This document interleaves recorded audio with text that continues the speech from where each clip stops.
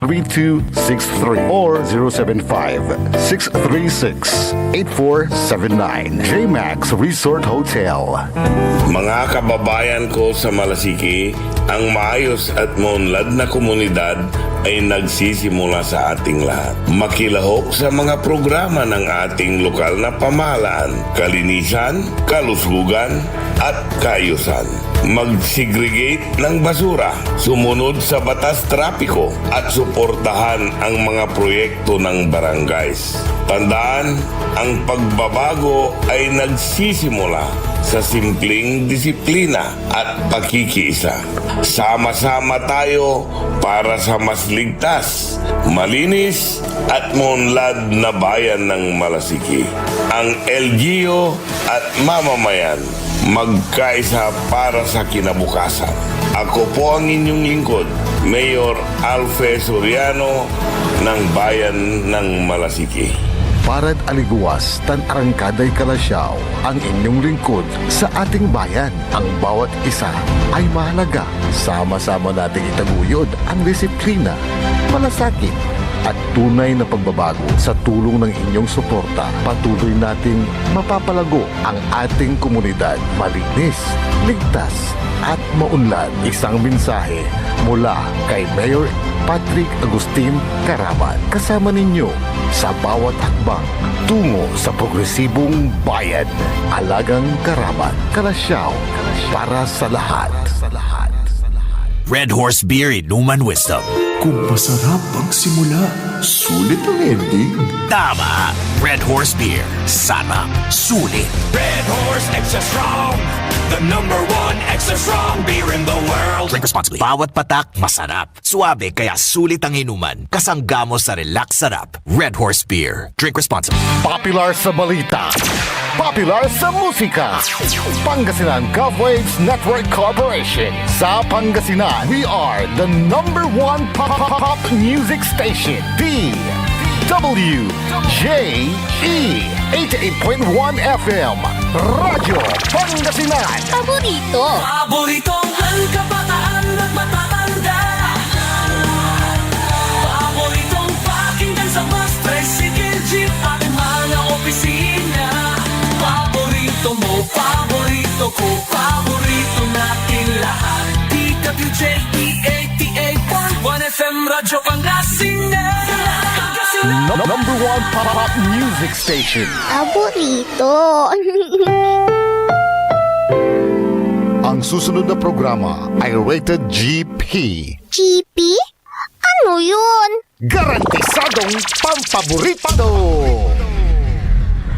SBM Saray Balitan Matua ed Radyo Pangasinan. Programan magipasabi na Saray Matuan nagagawa ed balay, probinsya, bansa, tanjat intiron mundo. SBM Saray Balitan Matua ed Radyo Pangasinan. Kaulok, Kantabayo, say lawas kaaro tang kapaborito yo.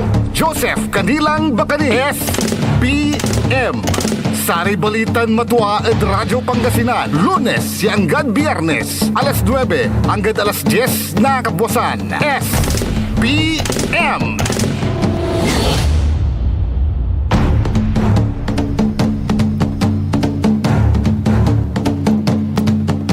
Mabilabi Life, Yaago na Biyernes, Pangasinan, Dagupan.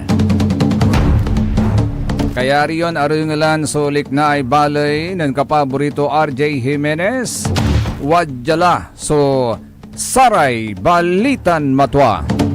SBM sa ikabusol na Saray MBTF, managbalitay tila tan fake news.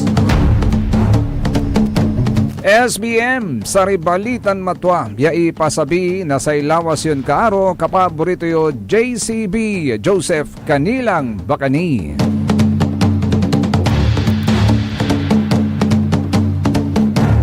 Jad technical side, kantabay tayo at sayan agaw si Mr. END, Engineer Nixon Dakal, ontanmat ng Mr. JFC, Aliwan KFC si Jail Franz Kaibiyab, walay gwardiya timat natin dyan si J. Francisco Tukayo Joseph na Public Order and Safety Office na Dagupan City.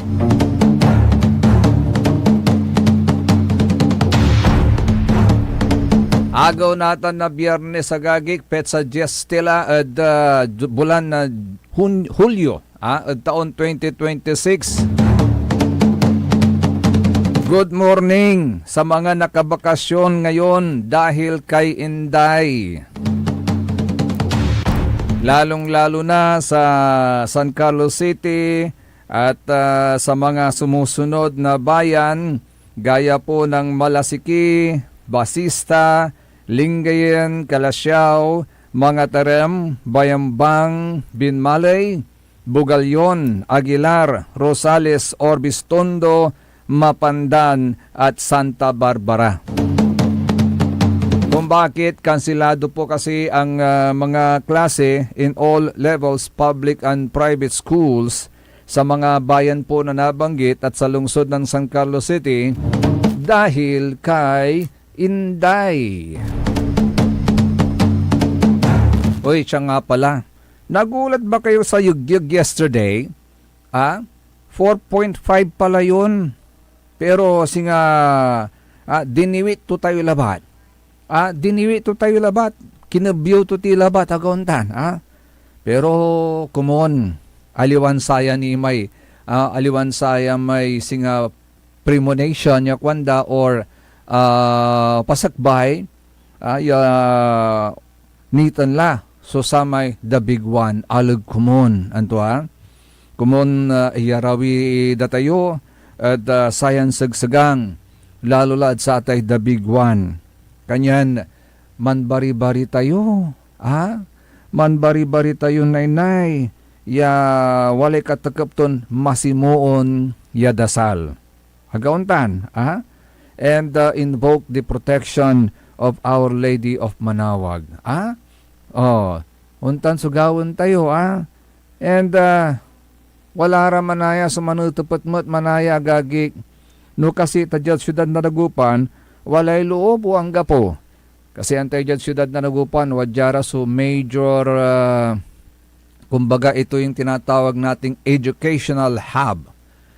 Bakit educational hub? Tawadyaray kakabalag ya universities agauntan Taluray Universities tidya plus other colleges yawa dyan manu-operate at syudad na Dagupan and aray public schools and private schools as well karaklan dyan at syudad na Dagupan kanyan na wala rin concern iran parents manutupot taabasa dalanti wala rin balay tan sa kaya syudad at luyag na Pangasinan ang ipaway na say suspension na klase at SARAY in their respective areas.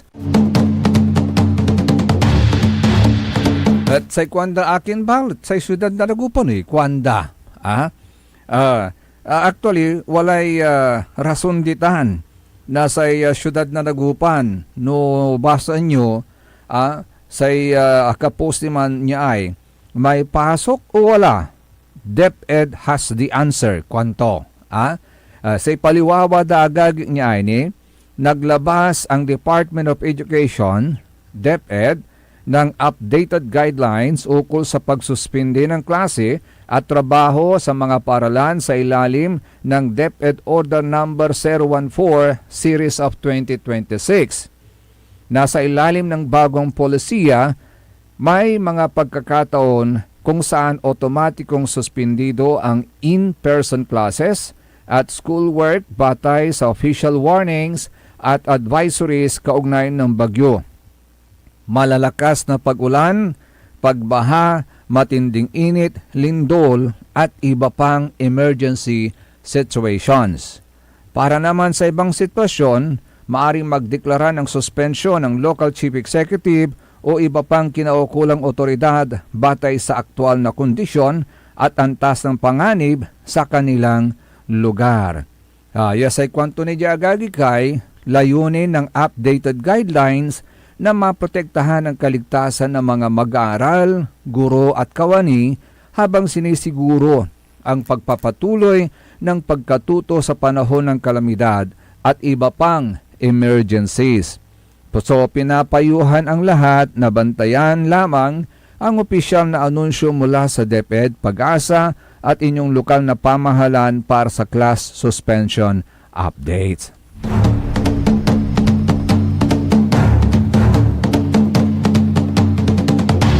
Now, ano bang general rule? Ano ha? Well, general rule states that yes, the local chief executive, such as a mayor for a city, municipality, or governor for a province of a city or municipality can impose the suspension of classes during disasters or typhoons. And this authority stems from long-standing policies like Executive Order Number 66, Series of 2012, which allows local chief executives as chairs of the Local Disaster Risk Reduction and Management Council or LDRRMC to declare localized suspension of classes and work in government offices, especially kung agagig in the absence of national Pag-asa typhoon signals due to localized hazards like heavy rainfall, flooding, or other risk. So, ibig sabihin, hanggaman wala niya panuntunan na Department of Education, the general rule is still, yes, the local chief executive can impose the suspension of classes during disasters or typhoons. Gaya na lang ng mga heavy rainfall at tapos flooding or other risk. Agauntan Sir Maxi Solis, good morning.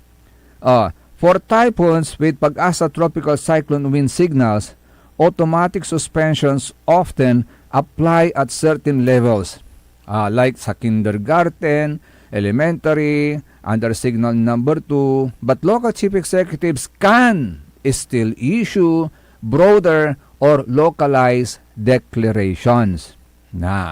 In non-signal scenarios, saguntan, example like flooding or heavy rain without formal warnings, local chief executives have discretion to suspend classes. Saguntan.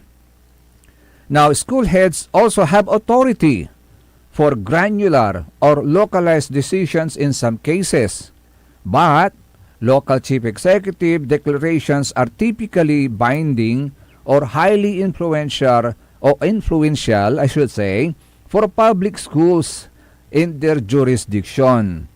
Private schools and higher education institutions often follow local chief executives' announcements as well. Ano nga ba yung DepEd Order Number 014 Series of 2026 kasi? Okay. Ito pong DepEd Order Number 014 Series of 2026 issued June 4, 2026 by Education Secretary Sani Angara. Ang titulo po niyan is Guidelines on Learning Continuity in Emergencies. Yan po yung titulo po niyan. Na kung saan, under this DepEd order, meron po dito na provisions na nagbibigay ng framework for maintaining teaching and learning before, during, and after emergencies gaya po ng typhoons, floods, earthquakes, health crisis, or other disasters. Kwanda, agagik. While prioritizing safety. Ayon.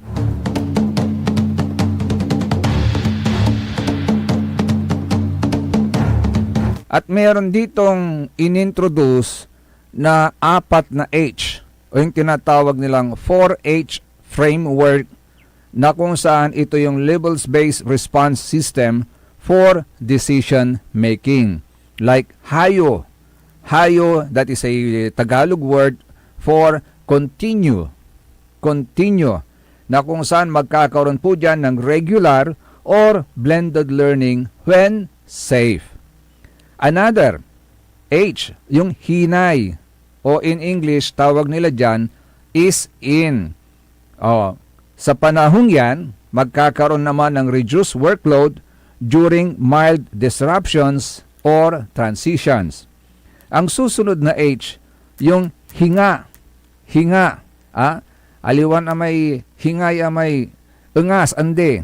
Sa gabay doon ibaga check-in. Hinga is check-in. Hello Sir Danny Caras ng DWC Joyce Enterprises. Pero singa ko gabay ay word ya check-in singa aliway pakaringol ko. Anto Sir Danny So ano naman ang sinasabi ng hinga? Ang hinga naman nagfo-focus sa mental health, well-being checks, and low-stakes activities during high-stress recovery. And the last H, yung hinto, is stop. This is now, dito na pumapasok yung full suspension of academic learning during severe threats, prioritize protection, where we prioritize protection, emergency response, psychosocial support, and basic needs.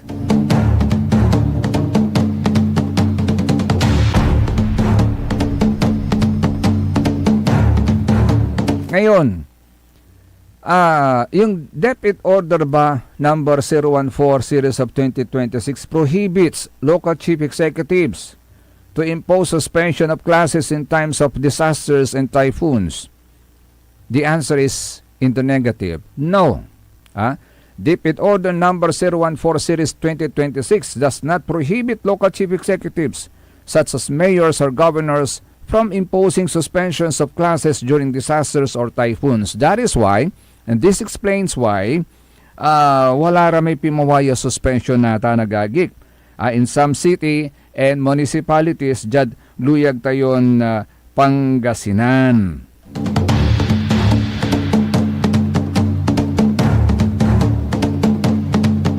On the contrary, kung ballot, the order supports and integrates the authority of local chief executives or local chief executives as part of a coordinated, localized approach to emergencies. At ano po yung mga key points po niyan? The order explicitly recognizes that suspensions are declared by school heads, local chief executives, or other relevant government agencies such as disaster response bodies. It provides guidance on what happens after a suspension is declared using the 4H framework, hayo, hinay, hinga, at hinto. Sikatutan sa pambasi ang danata na tatin tanagaging. But, and another thing, it promotes granular and localized decision making na kung saan ang mga local chief executives and school heads coordinate based on actual ground conditions. This allows targeted suspensions, like in specific areas, grade levels, or schools, rather than blanket cancellations, enhancing flexibility during typhoons, floods, or other hazards. And the last one, local chief executives retain their traditional role under Executive Order 66 and related policies. In declaring suspensions, especially for localized risk without national pag-asa signals, DepEd Order 014 complements earlier guidelines like DepEd Order 022 series of 2024 instead of overriding local chief executive authority.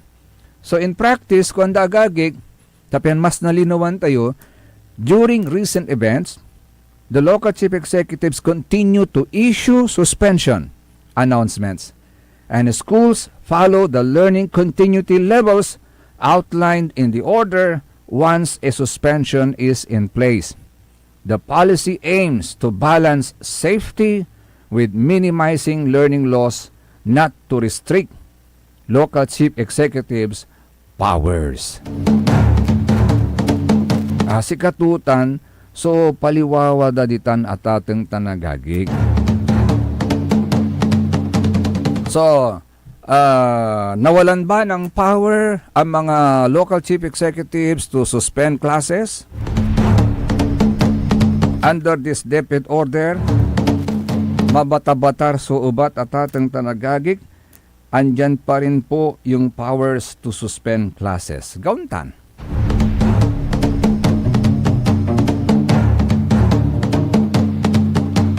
Hey, good morning nga pala sa ating mga kaibigan from JTI, lalo na kay Sir Dennis Gadil, who will be celebrating his birthday soon this July, kay attorney at kay Mr. PSG.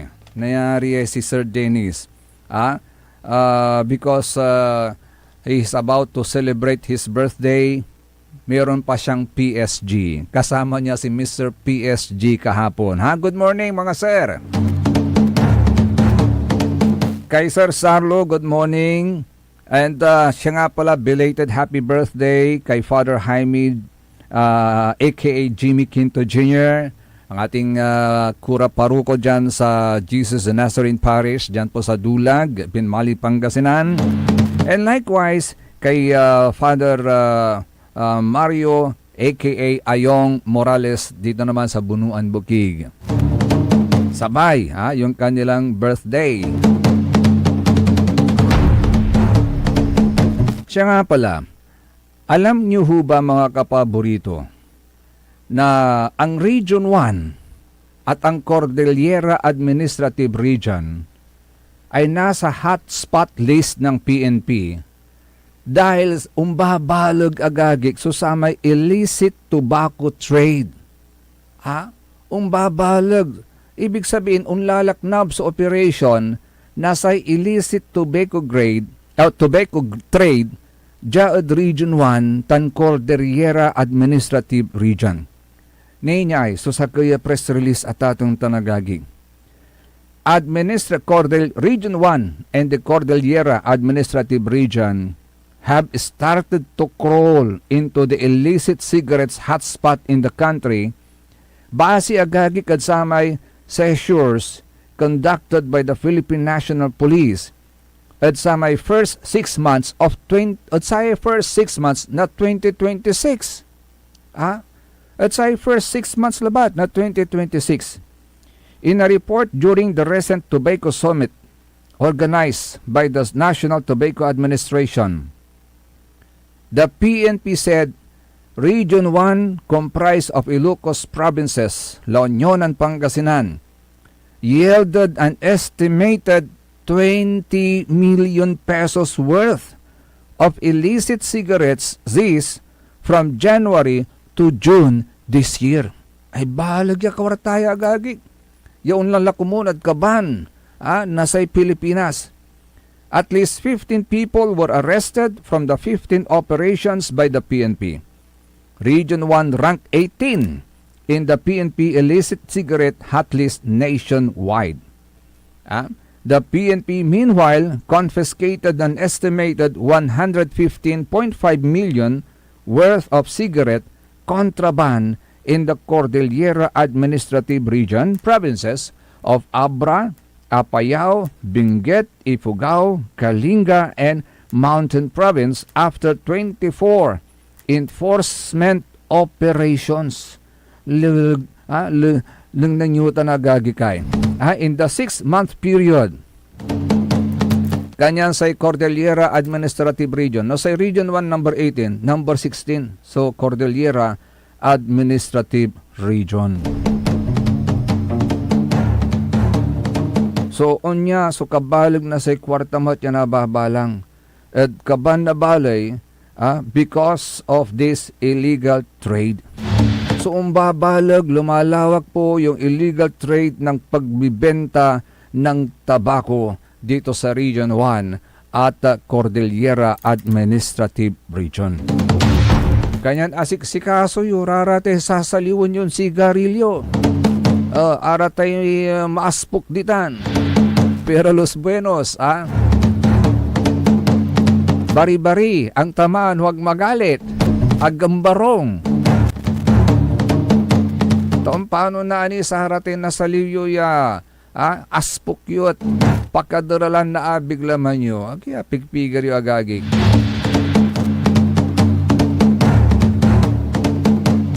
Ni pati sa tay e-vapes, electric vapes, Antay ta sa report, according to the report na sa PNP, 86% of e-vapes sold in the Philippines are illicit. Ibig sabihin, illegal. Kanyan ay agi. Ingat-ingat lamang po. Ngayon, para makatulong naman tayo sa ating bansa, siyempre wala rin tayo taxes babayaran da. In fairness naman doon sa nag-ooperate legally dito sa ating bansa, let's support naman yung mga legally operating in our country para yung babayad nilang tax ay babalik din sa atin in terms of services. Agauntan. Ano, sa pangaliwan nyutan, ara may engage in illicit trade, antigunan siya tayo tagiramang babayar na tax we do not get anything in return. So, ibig sabihin, patronize lamang po ninyo, i-patronize lamang po ninyo yung mga nag-ooperate ng legal. Huwag yung mga illegal. SBM, Saray Balitan Matwa. Say kabusol na Saray MBTF, managbalitay tila tan fake news. Son tuloy kaya rin ni Nasaran pakabatan pa imano, malalapunid Saray manangantabay. Ang puta-putang Iran balita. Kulelat na nga yung tatay, kulelat pa yung anak. Ang puta-putang Iran sunata. Dami yung Son ang puta-putang Iran impormasyon. Aya, so number 1 pop music station. DWJE 88.1 FM. Radyo Pangasinan. paborito. Want to escape the hustle and bustle of city life? Look no further than the River Palm Hotel and Resort, your premier destination for affordable luxury in Pangasinan. Nestled in the heart of Barangay Banyaga, Bugalyon, our hotel is surrounded by the breathtaking beauty of the Agno River. Our haven for comfort embodies the essence of Southeast Asian hospitality. Whether you're seeking a romantic getaway, a family vacation, or just a peaceful retreat, the River Palm Hotel and Resort is the perfect choice. So what are you waiting for? Book a tranquil experience where unforgettable memories are waiting to be made. For reservations and more information, visit our Facebook page, River Palm Hotel and Resort. Your home by the river awaits you. Ngayong 2025 ay ang ika-100 taon ng pagbibigay serbisyong pangkalusugan ng Region 1 Medical Center bilang isa ng 1,500 bed capacity na ospital. Mas marami pa ang mapapagaling at buhay na madudugtungan ng ospital di lamang sa Pangasinan kundi sa buong Northern Luzon sa tulong ng 12 accredited residency training programs at 13 active specialty centers nito: Cancer Center, Dermatology Center, Eye Center, Heart Center, Toxicology Center, Burn Care Unit, Center for Mental Health, Acute Stroke Unit, Geriatric Center, Infectious Disease Center, Kidney Transplant Unit, Lung Center at Trauma Center. Patuloy na mangunguna ang R1MC sa pagpapaigting at pagpapaibayo ng dekalidad na healthcare delivery hanggang sa susunod na siglo. 100 years of healing, compassion, and service. Region 1 Medical Center, ang inyong partner sa kalusugan. Region 1, number 1. Asahan po ninyo ang dekalidad na serbisyo sa Region 1 Medical Center at ng Department of Health. Ito po ang inyong lingkod, Dr. Joseph Roland Omihia, ang inyong Centennial Medical Center Chief ng R1MC. Sa bagong Pilipinas, bawat buhay mahalaga. Talaranan sa paboritong herbal ng bayan, E-Karma Health Option. Kaiba sa paboritong doktor, Dr. Glenn Soriano. At programan Early in the Morning, alas 7 hanggang alas 8 na kabusan. Kada Sabado, Jalaban. At paborito yon istasyon, DWJE 88.1 FM, Radyo Pangasinan. E-Karma Health Option. Maaari! Kabigla ka naman, Maaari, ha? Grabe Grabe, gimanggana ka. Mari, di mo sinabi na uwi ka pala ng San Carlos. Ay, oo. Namiss ko na kasi dito ang pamilya ko. Ito na palang San Carlos ngayon. Grabe, Mare. Ang laki na ng pinagbago. Siyempre naman, Mari, alam mo ba na dito sa syudad natin, malaki na talagang pagbabago. Mula sa mga infrastruktura, nandiyan na mga konkretong daan at mga bagong pasilidad. Wow! Meron din tayong trending na ayos, kalusugan caravan na nagbibigay ng libreng serbisyong medikal. Balita na! Saka, nandyan din ang mga programang pag-agrikultura para sa ating mga magsasaka. Ay, wow! At higit sa lahat, Maria, ang pagpapanatili ng peace and order ng ating syudad. Perfect! Di lang yan, binibigyan din ng halaga ang kapakanan ng lahat ng tao at pantay na karapatan sa mga serbisyo ng gobyerno. Grabe, Mare! Ang bongga na talaga ng San Carlos. Parang ayoko na bumalik sa ibang bansa. Oo, Mari. Kung ako sa'yo, dito ka na lang sa San Carlos. Dahil sa San Carlos, tunay na subok na ang serbisyong ayos. Mayor Julia Ayer Resuello po, kasama si Vice Mayor Jose Resbox Resuello at ang sangguniang panglungsod ay nandito upang umagapay at magserbisyo sa ating minamahal na syudad. San Carlos, maunlad, ligtas at maayos. Paborito ng kabataan at matatanda. Paboritong pakinggan sa bus, tricycle, jeep at mga opisina. Paborito mo, paborito ko, paborito nating lahat. DWJE 88.1 FM Radyo Pangasinan. DWJE 88.1 FM Radyo Pangasinan.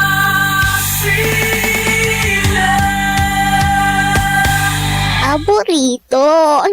Ang lahat ng opinyon at pananaw sa susunod na bahagi ng programa ay galing sa host anchor at panauhin lamang at hindi pananaw ng mga producers at ng pamunuan ng DWJE Radio Pangasinan at Pangasinan Gulf Waves Network Corporation. SBM Saray Balitan Matua ed Radyo Pangasinan. Programan magipasabi na Saray Matuan nagagawa ed balay, probinsya, bansa, tanjat intiron mundo. SBM Saray Balitan Matua ed Radyo Pangasinan. Kaulo, Kantabayo, say lawas kaaro tang kapaborito yo.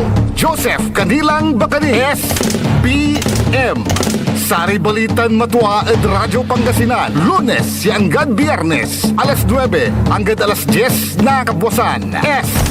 SBM SBM is brought to you by Mars Restaurant, Galila, Mangantila, and Mars Restaurant. Matatagpuan sa Rufinas Square, Binmaloy, Pangasinan, just along the highway near Dagupan City. A perfect venue for a dinner date. Mars Restaurant. Come hungry, live happy. Lumaban ka bayan, kung binmali, may pag-asa pa para bumangon at magkaisa. Tumindig ka bayan, kung binmali, hawak kamay nating harapin ang maayos na bukas at ihatid ang serbisyong agad maaasahan. O bayan, kung sinilangan, hindi ka nag-iisa, hindi ka iiwanan, ika'y sasamahan magpakailanman. Mahal kita, o bayan, kung binmali hanggang sa dulo ng walang hanggan. Tuloy-tuloy su SBM Saray Balitan Matua sa kabusol na Saray MBTF managbalitay tilatan fake news.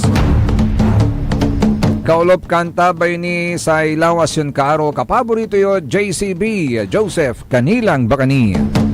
Hello, good morning kay Madam Gina Salting sa mga single ladies ng Barangay Basing. Si Nana Bihing, Nana Kunching, Nana Perla, a.k.a. Doktora Tansi Kagawad Esperanza, untan tumatnan Madam Emma Alipio. Siya nga ho pala doon po sa mga may maintenance or kaukulan nyo arum niran tambal, singa bilang diabetic kayo at walay maintenance yung agagik. Untan matad saray senior citizens nagkalalula numan bilang at ang gapulay isaliw yo'y maintenance yo nonto kamat nirata ng gagik ira laki labat lajad istasyon mangiiter kami na libreng tambal. Ya araya may tambal yan nasa liw over the counter. Ibig sabihin, they do not need medical prescription anymore. Nasa liwura yung tambal.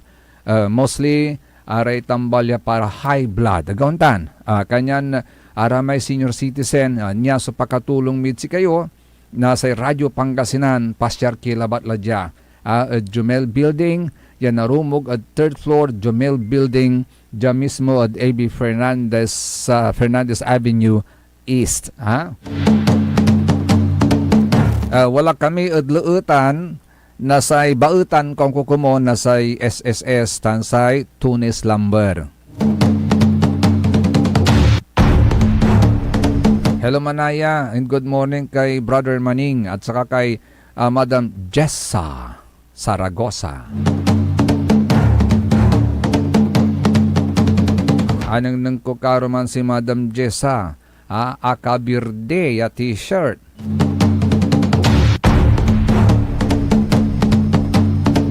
Speaking of senior citizens sa tatang talagagik, we appreciate the concern of a public, of an official. Hindi siya naman public official. But he's an official. Mangilalaban. So passionate. Mangilalaban para kanupugan na saray senior citizen. And hopefully that passion is not tinted with politics. And that's talagang purely for passion, yung passion na to help senior citizens. Walang hindi tinted ng politics. Kasi wala man sa ibabagada, nunayari, there are other functions being enjoyed by the Department of Social Welfare and Development, especially at sa tay panangimaniho na sa kanupugan na sa senior citizens, at i-transfer la, ipalima at sa local chief executives na mas kabat da, mas familiar ira, tirenda, kabat da iraratay senior citizens ya man kaukulan. That's a very noble intention at ating tanagagik. Pero on the other hand, in fairness of the Department of Social Welfare and Development, Jaad Matuan Liknay bin Mali at ating tanagagik, in fairness, DSWD for us is in the right track. It is in that DSWD is in the right direction. Akin kanyo. Akin. Duga so singa gagawin na sa DSWD yano nayari aglapi babalian nasaray local chief executives in every cities and municipalities and in provinces nationwide. So satay affairs, kanupugan affairs and in terms of kanupugan, turatay benefits, para amin niya senior citizens sa rintiran Pilipinas. Nagkalalolad satay universal pension. For one thing, sa isim magsakad kanunutan tayo at sa Matuan Liknay bin Mali agagi, maiiwasan po natin yung impluensya ng politika sa affairs ng mga senior citizens. I think this is the wisdom behind kung bakit ang DSWD ang natatanging agency, government agency, na may authority to manage yung mga affairs and benefits intended by the government for the senior citizens. Kasi, sang kanang nang madbata-batar so sa may impluensya na politika. Diyan labat-lad sayay so panangibunog na ayuda gauntan. Pinili pera los buenos, bari-bari, ang tamaan at aga kumun umbarong so kamarurwada. Mabata-batar so impluensya na politika. Ya pinili, iratan, so minanabang, at saratan, so manlalapon tulong, tulong ya manlalapod national government, agauntan. Nagkalalulad sa ating panangitan na ayuda. Diba? Mabata-batartan, san kalik na. Nasara itutuo itan kanyan, wala pa rin man rireklamo, wala rin mangibubus ngaw na sa may disgusto da. Tano akin, napipili, so nabibinipisyuan, araman so kan may kanupugandan na tulungan numaminsan na iitsapwera ang gapod listaan. That is the work of politics. Agaunta na tatong tanagagik. Yan o siya para may maasinggar, siya para may sip-sip, at si mayor at local chief executive agauntan, si karay naitdan na pabor. Aramay agauntuwak at si mayor at local chief executive, si karamay nasiblutan. Ang gano kanupuganda. Agauntan, kanupuganda because this is a government money. Diba? And siyempre, kwarta no gobyerno, regardless of their political beliefs or affiliations, dapat lapag sutulong agauntan. Pero hindi in reality, real talk agagik, hindi ganun na nangyayari agauntan. Ang ganon tulay pangibagayo. Ang gapute pinili, walan-wala in your hearts and in your minds. Agauntan. Honestly speaking, in your minds and in your hearts, walan-walay piidan nyo pabor. Nagkalalula no, walay akautangan nyo maungalina. Agauntan. So that defeats the intention of the law. Na ata niya pundo should be for all senior citizens. Agauntan, naman bilang ipalimalamot at SARAY local chief executive, sa SARAY mayors, apili lamot sa minabang, wala lamot sa manang nangis sa puso to, pakakaibag to kalamor, ang gano kanupugan to sa makaawat, balat lapod ta, aliwan asinggarad patugan, agtuantan punasan.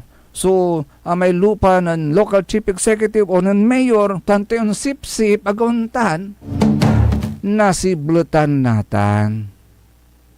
So, it defeats the purpose. Aguntan, kanyan sa ikuan ko, tama lang na ang DSWD. Kasi, antada, I think they also have the guidelines in fairness sa DSWD. They have the guidelines on who qualifies, like for example sa universal pension. Ang gaputay, ikaw, tao ni mayor. Ikaw, hindi ka tao ni mayor. Walang ganun sa DSWD. In fairness sa DSWD, pero sa DSWD, wag sanang may tawag tuyay. Untan sitso, kanunutan yung mata. In fairness sa DSWD, agaw na natatang tanagagi. Siyempre, agdarag kabatan, iray tutud community. So, numan kandak iranatan na survey, sa ilaan damay talagan antada. In fairness, ya talagan man kaukulan. Agauntan. Tano, man bilang say local chief executive, wala iba kiton mas kito mampili. Di antipilin to may iba kito. Di arami kakanayon tumat. Dugande. Huwag tayo nibiigtan. Ang ganon tulay pang nibagayo, you are being fair. You are being true and fair. Pero walan-wala in your hearts and in your minds. Ag yun nito palirate kakanayon nyo o ararate tutun makakatulungan si kayo. Si kara.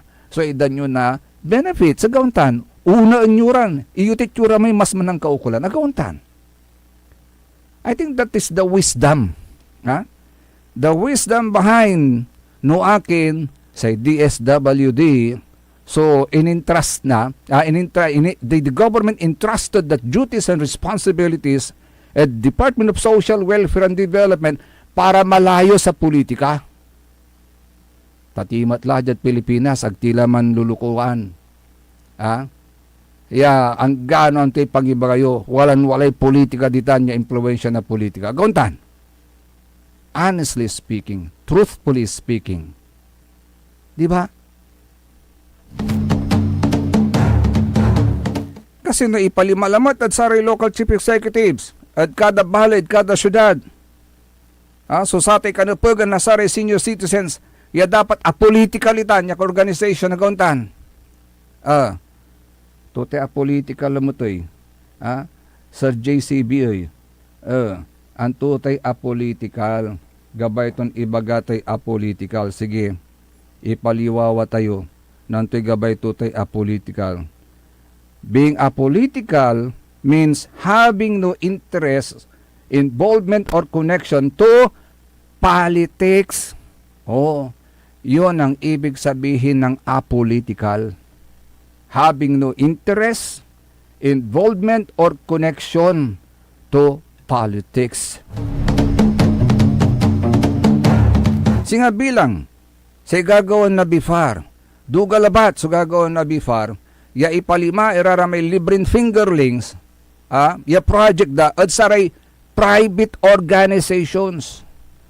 Aliman dyan saray LGUs, tanong dyan LGUs lalaman, apili lalaman, agauntan, adifit natan man so intention na sa may programa or project da.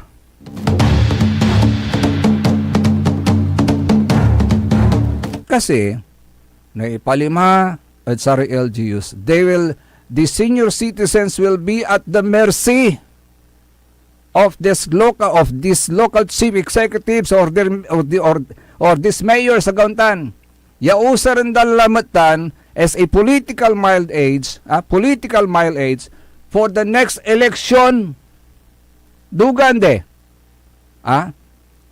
Kaya sabi ko nga, maganda yung intention, noble, very noble, I like it, I love it. Pero sana it is not tinted with political intention or political motive. Kasi kapag ka nasa kamay na ulit, gaya ng sinabi natin, ulit-ulitin natin yan. Pag nasa kamay ulit ng mga local chief executives yung karapatan na yan, the senior citizens will be at the mercy of these local chief executives. Siyempre, aray senior citizens, labag man sa kanilang kalooban, yaon tuwag agagik, siyempre, jad idadala, baguan laraya kuanda agagik, ag ira basta-basta untuwag iraratan because they are already full of wisdom and knowledge. Pigay taon niya in panayam dat tapo na mundo, they have gained wisdom and knowledge. Antada, unaware. Aware sila, hindi yung unaware. Aware po sila. Antada, and they are aware that if yung mga benefits and rights po nila will be handed down sa mga local chief executives, they will be under the mercy of these politicians again. Yan na ani, mikakasila lang matira. Ukoy-ukoy ira, ikol-ikol ira, agauntan. Tapyan jaruntan, nagamuranda, naawat dalabat, iraratan niya benefits da. Diba? Yun ang kalakaran dito sa Pilipinas Real talk. Agauntan na tatang tanagaging.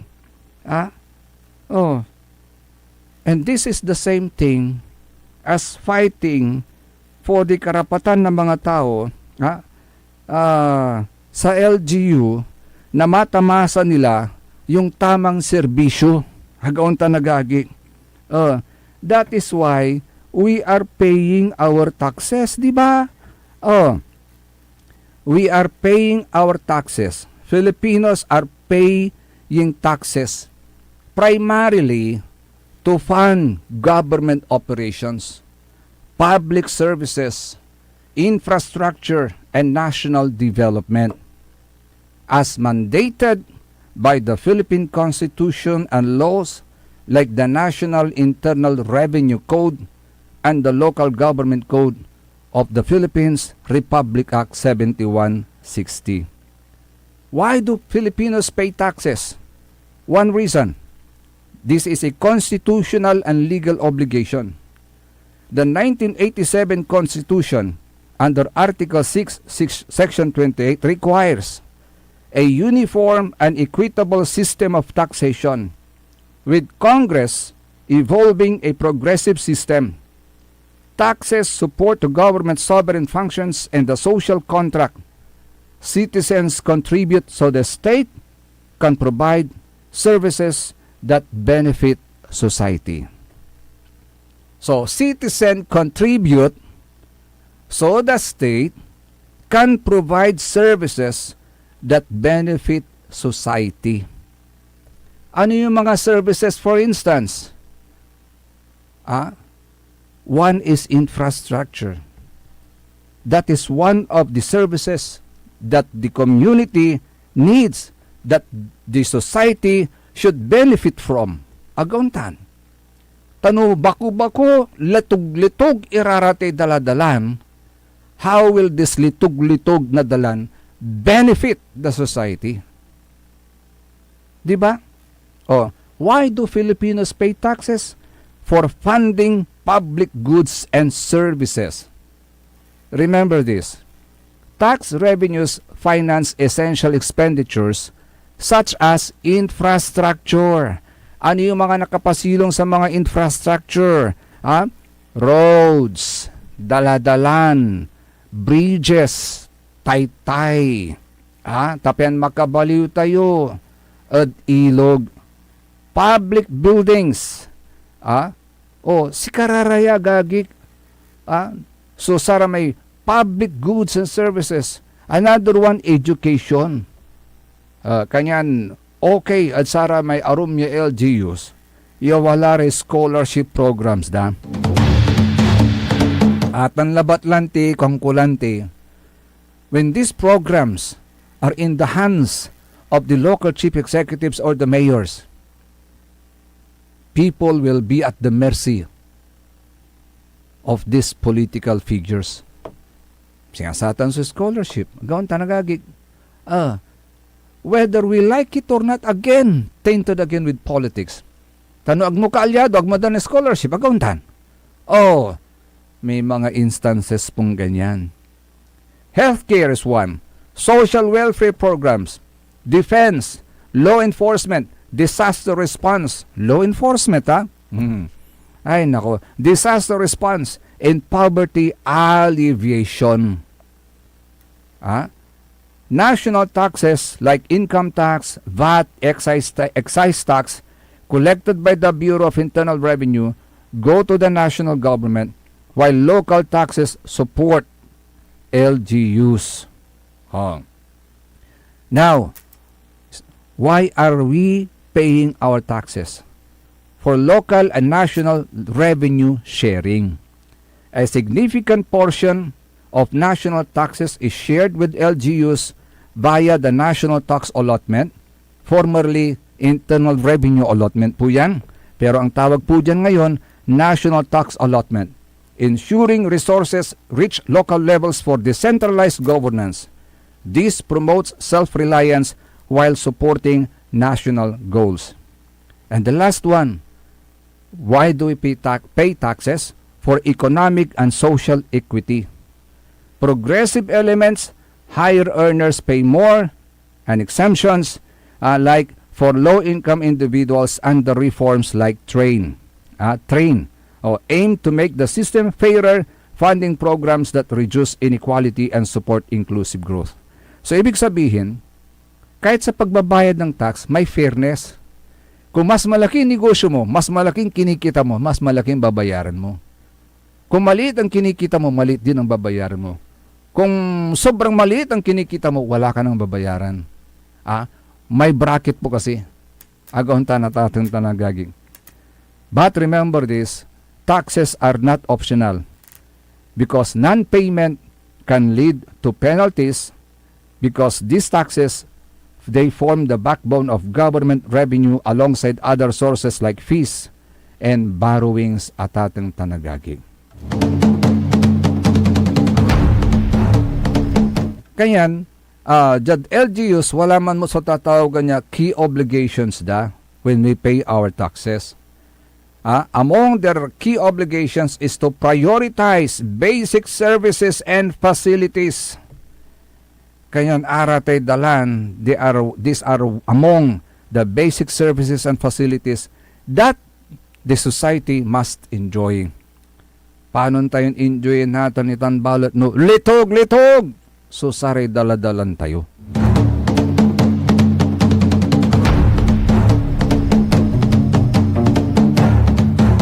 Nasali yumat kumon, sundalan at saratay, litog! Ya daladalan, nagkalalo laditan, at barangay barangay nagpalanghan, amangkuro, dulag, balugo, tanbasing.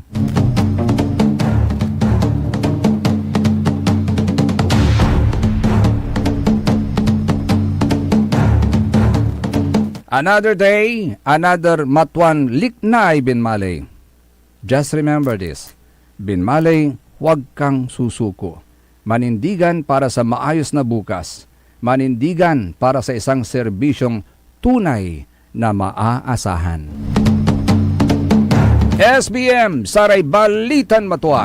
Sa ikabusol na Saray MBTF, managbalitay tila tan fake news. Akalo pa kang tabay lalangula sa ilawas yon karo kapaborito yo JCB. Jad technical side, si Mr. END, Engineer Nixon Dakal, tan si Mr. JFC, Jail Friends Kayabyab. Pahabol lang. Hello, good morning kay Madam Cecilia Morante. Pinapagreet po niya si Yayo Yoko Batutay. Kay Sir Sarlo Gonzales, good morning. Antabayan ang susunod kaagad ang punto por punto with Atong Remo or kay Atong Remo. See you po sa Monday because it's Friday today. Dito lamang sa number 1 pop music station ng lalawigan ng Pangasinan. DWJE 88.1 FM Radio Pangasinan Paborito!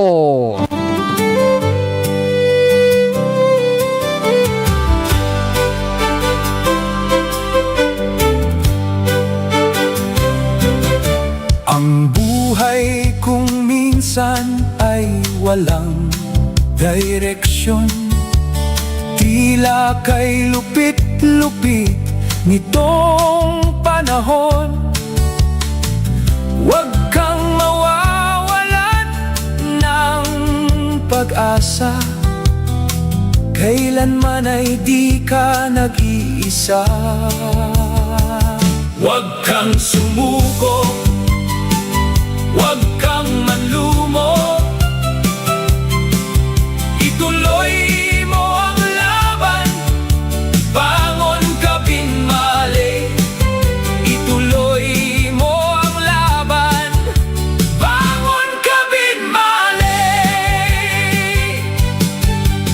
Kahit ang landas ay magulo, masikip sa pagsisikap mo ay makakamtan ang nais.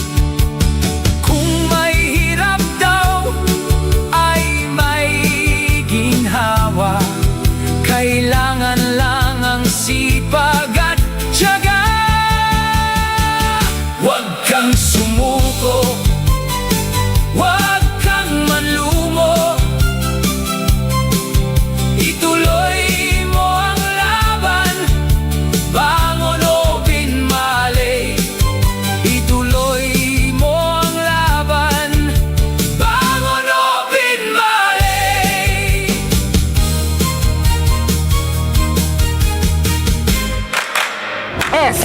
SPM Saray Balitan Matua at Radyo Pangasinan. Programan magipasabi na Saray Matuan